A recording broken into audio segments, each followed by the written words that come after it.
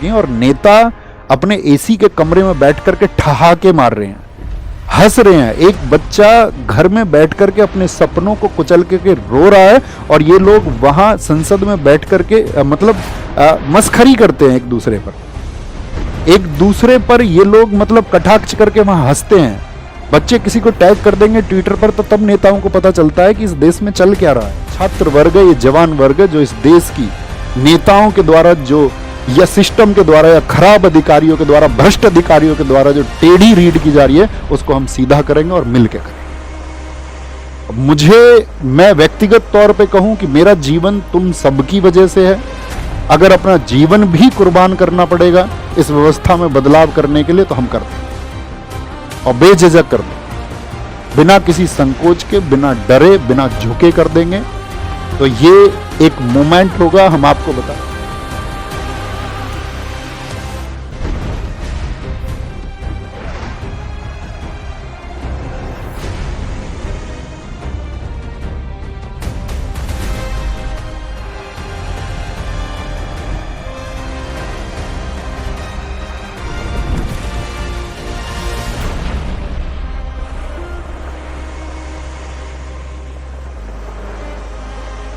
आप एक बात हमें बताइए कि जो ये लोगों ने जान दी, तो ये जान किसके लिए दी थी? इन लोगों ने किसके लिए इन्होंने जान कुर्बान कर दी थी? आंसर करें जरा फटाफट से। इस कंट्री के लिए, इस देश के लिए, इस देश के लिए इन लोगों ने अपनी जान कुर्बान कर दी कि यह देश भविष्य में एक सुरक्षित देश बनेगा और इस देश में रहने वाले जो लोग हैं उनके हितों की रक्षा यहाँ की सरकार करेंगी। बाहर के जितने भी साथी मामले हैं, सुरक्षा के मामले हैं, बॉर्डर के मामले हैं, वो हम संभाल लेंगे। लेकिन आज देश में क्या हो रहा है आप जानते हैं ना इस बात को। आज जो कुछ भी हो रहा है, देखिए हमारा एक नैतिक उत्तरदायित्व इसलिए भी बनता है क्योंकि इस एसएससी एग्जाम के लिए जितने भी बच्चे तैयारी कर रहे हैं तो हमसे सबसे ज्यादा बच्चे पढ़ते हैं। एसएससी का सबसे ज्यादा लाइव बच्चा कहीं पर है तो वो यहाँ पर है। तो एक नैतिक उत्तरदायित्व यानी कि उन बहुत सारे बच्चों ने अपने भविष्य की उम्मीद वो किससे लगा रखी होगी? वो हमसे लगा रखी है। लेकिन दोस्त, जब हम पढ़ा रहे हैं और अगर कोई स्टूडेंट हमसे ये पूछ ले कि आप जो पढ़ा रहे हैं क्या गारंटी है इस बात की कि एग्जाम में जितना अभी चल रहा है कोई ट्रांसपेरेंसी नहीं है, कोई जवाबदेही नहीं है, बहुत सारी जितनी भी गड़बड़ी स्टूडेंट्स को फेस करनी पड़ रही है, क्या इस सब का जवाब भी तुम्हारे पास में है? तो मेरे दोस्त, अब तुमको कहना होगा कि अब और नहीं। और मैं ये कह सकता हूं कि इस बात को हमको हर किसी को बहुत आक्रोश से बोलना चाहिए क्योंकि अब ऐसी स्थिति आ गई है कि जिस देश में मतलब टीचर्स को एक भगवान की दृष्टि से देखा जाता रहा है, तो उन टीचर्स को भी बार बार मजबूर कर देना कि उनके ऊपर भी प्रश्न चिन्ह लगाए जाएं। और वो किसकी वजह से प्रश्न चिन्ह लगते हैं? खराब व्यवस्था और सरकार की वजह से, सरकार की वजह से। तो एक अध्यापक सिर्फ बच्चों को पढ़ाने के लिए नहीं है, कोई भी एक अध्यापक उन बच्चों के अभिभावक की तरह है जो सिर्फ उनको ये नहीं है कि किताबों का पाठ पढ़ाता है और वो किताबों का पाठ पढ़ाते रहने से बात बनेगी भी नहीं दोस्त, क्योंकि गड़बड़ी होती रहेंगी आप सबके सामने। क्योंकि ये एक ऐसा वक्त है कि शायद जिसमें हमको इतिहास लिखना होगा। एक उबाल तुम सब लोगों को अपने अंदर पैदा करना होगा और वो चीजें तुमको सपोर्ट करनी होंगी, हमेशा करनी होंगी, क्योंकि एक बोर्ड एसएससी आप सबके जीवन से लगातार खेलने का काम कर रहा है। आज इतने ज्यादा भ्रष्टाचार में वो फंस चुका है, इतनी ज्यादा लापरवाही हो चुकी है और सारी गड़बड़ियां जो भी हैं वो तुम सबके सामने है कि कितना अन्याय बच्चों के सामने हो रहा है, बच्चों के साथ हो रहा है। बच्चा एग्जाम सेंटर पर यहां बैठा हुआ है, साइड में डीजे पे सॉन्ग चल रहे हैं। एक जगह तो सेंटर ऐसा बना दिया गया है, मुश्किल से 50 गज जगह होगी, उसके चारों तरफ कूड़े का ढेर है। आज ही सुबह आपका सिलेक्शन पोस्ट के एग्जाम में जो आपका गुड़गांव की एक लैब है, ठीक है, उसको मतलब एकदम से वहां पर पाया गया है कि वहां पर हैकिंग हो रही है। तो ये जो एडिक्विटी है, इसका सिस्टम ऐसा है कि जिसको बहुत आसानी से हैक कर लिया जा रहा है। दिल्ली में आपका पवन गंगा एक लैब है, उसको आज वहां पर हैकिंग पकड़ी गई है, ठीक है, उसको रेस्टिकेट करके नए 3 सेंटर्स बना रहे हैं। तो बच्चों क्या बेवकूफ समझ रहे हो? ऐसे किसी व्यक्ति के हाथ में जिम्मेदारी दे दोगे कि जिसका सिस्टम कोई भी हैक कर सकता है, तो क्या जो बच्चा वर्षों तक मेहनत कर रहा है, जो लगातार मेहनत कर रहा है, वो मेहनत इस बात के लिए कर रहा है कि उसकी मेहनत को कोई हैक कर ले? क्या इसलिए तुम सब मेहनत करते हो? तुम मुझे बताओ कि जो आपका किस कोई बच्चा अपना घंटे 2 घंटे या 3 घंटे की परीक्षा के लिए वो वर्ष 2 वर्ष और 3 वर्ष तैयारी कर रहा है, और उसको फिर बाद में पता चलता है कि यार जिस जो जो सिस्टम इसको ऑर्गेनाइज कर रहा है वो कोई ऑर्गेनाइज सिस्टम है ही नहीं, एक भ्रष्ट संस्था है। एडिक्विटी जो साथी आपका बैन हो चुकी पहले, उसी को तुम फिर से टेंडर दे दोगे, इस बात के लिए टेंडर दे दोगे कि भाई ये कम खर्चे में एग्जाम ऑर्गेनाइज करा लेगी। तो ऐसे तो कल को कोई एक बच्चा खड़ा हो जाएगा स्टूडेंट्स में से, कहेगा कि यार ये रोजगार मुझे ही दे दो तुम। क्यों नहीं ऐसा करते कि मोदी जी ये रोजगार इस बच्चे को दे दो और ये बच्चा एक काम करेगा, ये सेंटर चलाएगा। क्योंकि होनी तो गड़बड़ी है एट द लास्ट, तो उस बच्चे के द्वारा बनाए गए सिस्टम में कोई गड़बड़ी हो जाएगी, तो उससे अच्छा है कि फिर को 4 लोग आएंगे कि भैया हम तो एकदम से 10-10 रुपए में पेपर करा देंगे, कोई बोलेगा हम भैया 5-5 रुपए में पेपर करा देंगे। तो तुम क्या बच्चों से पैसे लेते नहीं हो? आप बच्चे से हर एक स्टेप पर पैसा लेते हो। बच्चा कभी उस एक चीज का विरोध ही नहीं करता कि भाई मेरी फीस इतनी ली जा रही है या आप कोई फीस बढ़ाएंगे, उसको कोई विरोध करने का मतलब नहीं है, वो देता है। उसको जानता है कि यार सिस्टम में पैसा लगता है, ऑर्गेनाइज होने में पैसे लगते हैं। लेकिन जब आप उसके पैसे का दुरुपयोग करोगे और उस दुरुपयोग को करके आप उसके जीवन को प्रभावित करोगे, और ऐसा जीवन उसका प्रभावित करोगे कि वर्षों दर वर्ष जो उसने मेहनत की है उसका जो नतीजा है वो उसको शून्य मिलेगा। आपके सामने आपने देखा होगा, अक्सर पिछले वर्षों से आप देख रहे हैं कि पेपर लीक की खबरें आती हैं। सरकार क्या कहेगी, ढोंग के नाम पर उसको जांच का एक नाम दे देती है, कहते हैं इसकी जांच कराएंगे हम, इसकी जांच करा के और तब इसको बढ़ाएंगे। इतने में ही एक अभ्यर्थी उस इंतजार को करता रहता है, वर्षों का इंतजार करता रहता है। बहुत सारे लोगों की उम्र पूरी हो जाती है, और कभी कभी तो ऐसा हो जाता है रिजल्ट का इंतजार। सीपीओ में क्या चल रहा है, सीपीओ का रिजल्ट क्यों क्यों रोका हुआ भाई साहब आपने? ऐसी क्या मतलब, एक फिक्स टाइम पर आप परीक्षाओं को आयोजित करें, एक फिक्स समय पर अगली परीक्षा से पहले एक आंसर की आप दे दें, एक रिजल्ट आप समय पर दे दें, तो वो मतलब क्यों नहीं कर पा रहे? उसमें ट्रांसपेरेंसी क्यों नहीं है, पारदर्शिता क्यों नहीं है? लोगों तक आप ये मैसेज क्यों नहीं देते हो कि भाई ये कारण है, इसका उचित कारण ये है? ऐसा एक उचित कारण दीजिए ना जिस पर विश्वास किया जा सके।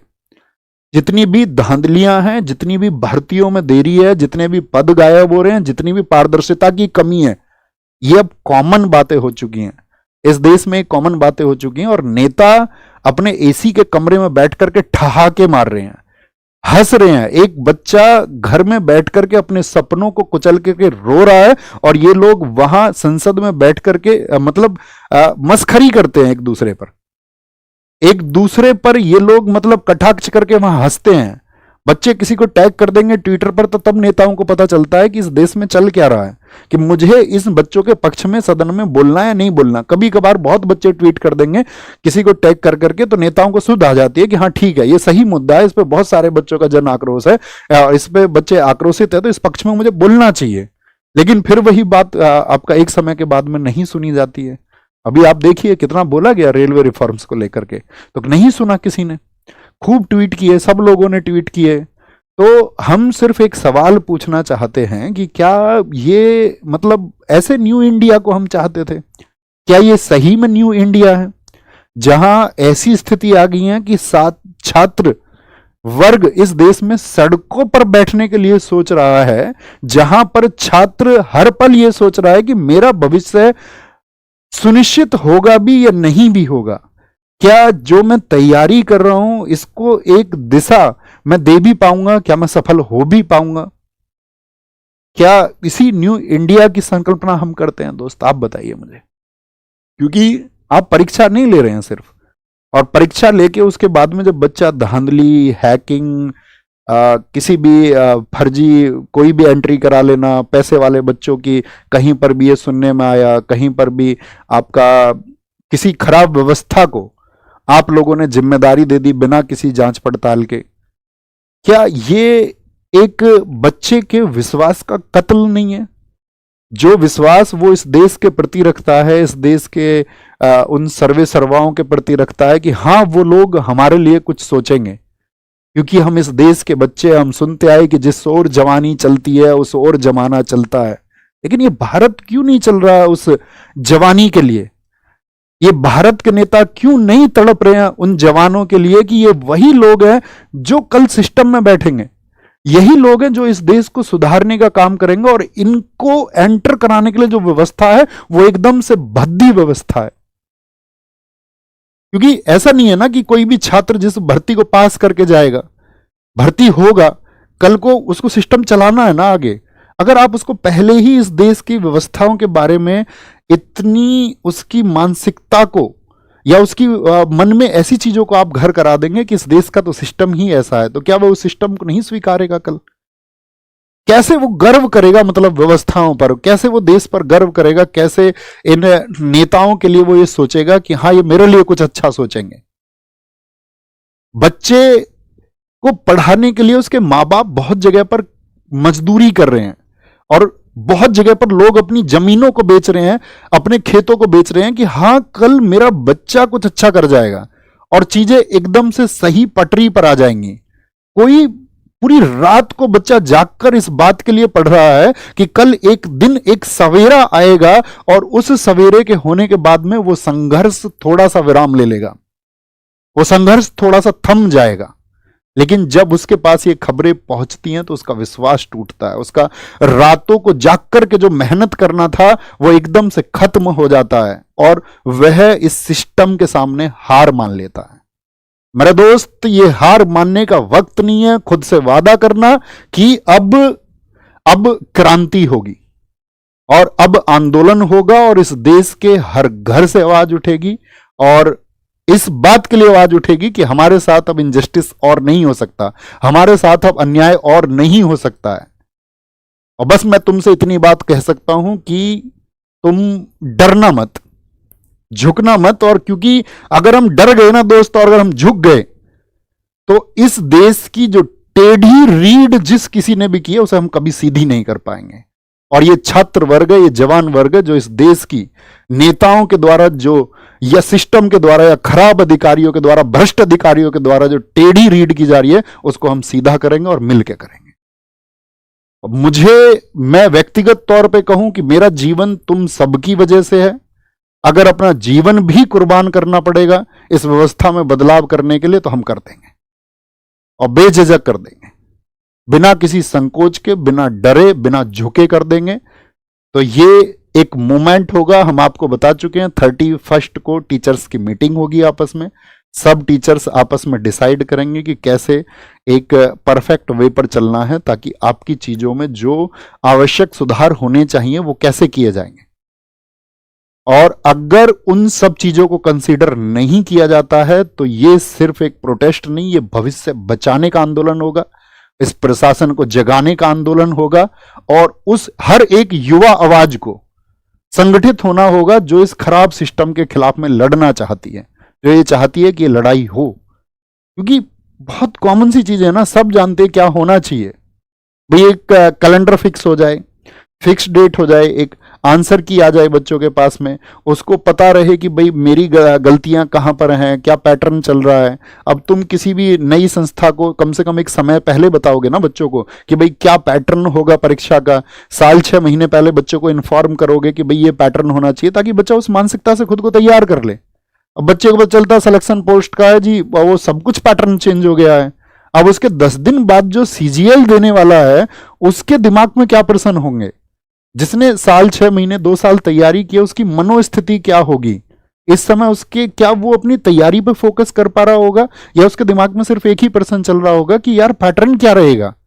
अब वो उन तमाम वीडियोस को, उन खराब बेवजह की वीडियोस को देखेगा कि अब पैटर्न चेंज में क्या होगा, क्योंकि कुछ टीचर्स को नहीं पता है क्या होगा पैटर्न चेंज करके, तुक्का लगाएंगे सब लोग। ये तो बच्चे को पता चलेगा 1-2 साल में वो पैटर्न रिपीट होता है, तो फिर सब लोग उसकी नब्ज पकड़ लेते हैं, लेकिन किसी को नहीं पता होता। हमने नहीं बनाया कोई वीडियो पैटर्न चेंज क्या हो, पता ही नहीं है किसी को क्या होगा। पारदर्शिता बिल्कुल नहीं है, समय पर रिजल्ट बिल्कुल नहीं है, पेपर लीक्स तो खबरें आती रहती हैं, आप सब जानते हो। लेकिन ऐसी एक संस्था एडिक्विटी को जिम्मेदारी दे देना जिस पर हैकिंग जैसी चीजों की शिकायतें, या ये पता ही नहीं चल रहा है कितने बड़े स्तर पर हैकिंग है, कौन लोग किसको बेच दे रहा है, क्योंकि उनका जो सॉफ्टवेयर वो आसानी से हैक हो सकता है। और एक सस्ती और रद्दी भ्रष्ट, अगर मैं ये कहूं कि जिस पर भ्रष्टाचार प्रूव हो चुका है, एक खराब संस्था, उसको ये जिम्मेदारी दे दी गई है आपके भविष्य की। और मतलब बहुत सारे मुद्दे हैं जिन पर बातें होंगी। अंत में सिर्फ इतना कहूंगा कि अगर तुमने आवाज नहीं उठाई तो तुम्हारी जो अगली पीढ़ी है ना, वो कभी मतलब कलम तो नहीं उठा पाएगी, उसको लाठी उठानी पड़ेगी। तो हमको ये क्रांति का बीज बोना होगा, शुरुआत करनी होगी। हम सबको अपनी आने वाली पीढ़ियों, अपने खुद के भविष्य को बचाने के लिए साथी एकजुट होकर के एक आवाज उठानी होगी। और वो आवाज हम उठाएंगे दोस्त, वो आवाज हम जबरदस्त तरीके से उठाएंगे और हर हाल में उठाएंगे। उसके लिए सब कुछ कुर्बान होता होगा तो हम सब कुछ कुर्बान कर देंगे और आपके सामने कुर्बान कर देंगे। और हम ये कहें कि ऐसी व्यवस्थाओं में हमको अध्यापक रहना है और हम अध्यापक रह के पढ़ाते रहें, बच्चों को बरगलाते रहें, तो हम ये कहेंगे कि हम वो अध्यापक नहीं होना चाहेंगे। हम साथी लड़ना चाहेंगे और इन अधिकारों के लिए लड़ना चाहेंगे। और आपसे भी उम्मीद करेंगे कि 31 को जो टीचर्स की मीटिंग है उसके लिए आप सपोर्ट कीजिए और भविष्य में सभी टीचर कम्युनिटी जो भी डिसीजन लेती है उसमें आप अपना समर्थन दिखाइए। उन लोगों को अगर कोई ऐसा नहीं है कि किसी को जाकर के आप काउंटर करने लगें, सब लोगों का विश्वास बनिए, उन सब टीचर्स को ताकत दीजिए, उनको ताकत महसूस करवाइए कि हम आपके साथ हैं इसमें, और जो कुछ भी होगा वो सब कुछ करेंगे, सब कुछ करेंगे, सब कुछ करेंगे। ये आप आने वाले समय में देखोगे कि हम आपके लिए क्या करेंगे।